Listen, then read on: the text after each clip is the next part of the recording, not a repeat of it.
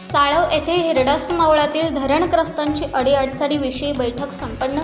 भोर तालुक्यातील साळव येथील श्री मानाई देवीच्या मंदिरात दिनांक 10 रोजी समस्त हिरडस मावळ परिसरातील ग्रामस्थ, तरुण वर्ग, मावळातील सर्व कार्यरत असणाऱ्या सामाजिक संघटना, धरणग्रस्त संघटना यांच्या वतीने हिरडस मावळातील रस्त्याच्या सहित रिंग रोड मार्गावरील अनेक मूलभूत विकास कामे, धरणग्रस्त शेतकऱ्यांच्या असंख्य समस्या, धरणग्रस्तांचे दाखले सोडवणुकीसाठी त्यावर चर्चा करून मार्ग काढण्यासाठी बैठकीचे आयोजन करण्यात आले होते।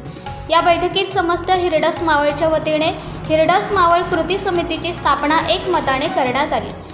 या कृती समितीमध्ये मावळातील प्रत्येक गावच्या 2 नागरिकांचा समावेश करण्यात आला। या बैठकीत मावळच्या विकास कामासंदर्भात अहवाल तयार करण्यात आला। सामाजिक कार्यकर्ते श्री बबन ढवले यांच्या अध्यक्षतेखाली या बैठकीचे आयोजन करण्यात आले होते। तर बैठकीचे प्रास्ताविक श्री भाऊ पोळ यांनी केले व आभार उमेश पारठे यांनी मानले।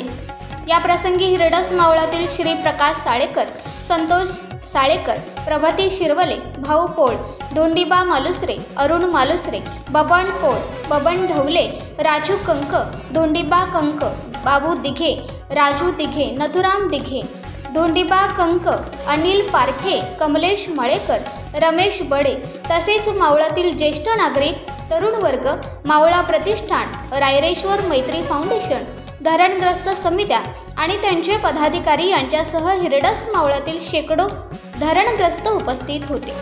स्वराज लाईव्हसाठी पुणे जिल्हा प्रतिनिधी तथा उपसंपादक दीपक पारठे, भोर, पुणे।